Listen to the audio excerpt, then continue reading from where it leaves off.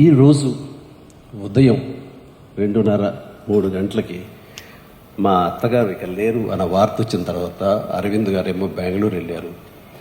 నేను ఒక్కడిని ముందు వెళ్ళినవాడిని. నేను అక్కడికి వెళ్ళిన తర్వాత ఆవిడ డిడ్ నో మోర్. ఆ సమయంలో గోపి గారు మనం అనుకున్న ఈ ఆర్గాన్ డొనేషన్ గురించి నాకు గుర్తుకొచ్చింది. నా సెల్ ఫోన్ గుర్తుకొచ్చిన తర్వాత అంత మిడ్ నైట్ అంటే 2:00, 2:30 ఆ ప్రాంతంలో బ్లడ్ బ్యాంక్ ఫోన్ చేసి స్వామినాయుడిని నిద్రలేపి మా బ్యాంక్ తీసుకుని ఎల్వి ప్రసాద్ హాస్పిటల్ ఎవరైనా టెక్నీషియన్స్ ఉంటారా, నేను ఆవిడ కానీ ఐ డొనేషన్కి నేను మిగతా ప్రిపేర్ చేస్తాను అంటే, సార్ ఈజీ చేతి సార్, వాళ్ళు రెడీగా ఉంటారు, స్టాండ్ బై 24/7 అంటే వాళ్ళకి తీసుకురా ముందని చెప్పేసి అరవింద్కి ఫోన్ చేసిన. అరవింద్కి తెలిసి ఎయిర్పోర్ట్కి బయలుదేరాడు. అరవింద్లో ఇవ్వాలనుకుంటున్నాను, నాకు అత్తమ్మగారికి మా అమ్మగారికి మధ్య ఒకసారి ఒక కాన్వర్జేషన్ జరిగినప్పుడు మీరు ఇస్తారా అని అడిగాను.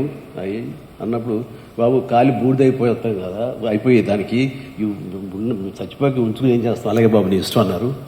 ఎక్కడ ప్లెడ్జ్ ఫామ్స్ మీద సంతకాలు పెట్టలేదు, కానీ ఆ మాట నాకు ప్లెడ్జ్ లాగా అనిపించింది. ఏం చేయమంటావు అరవింద్ అడిగితే ప్లీజ్ గో హెడ్.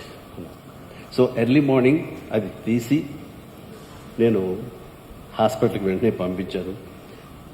దానికి సాక్ష్యమే ఇది.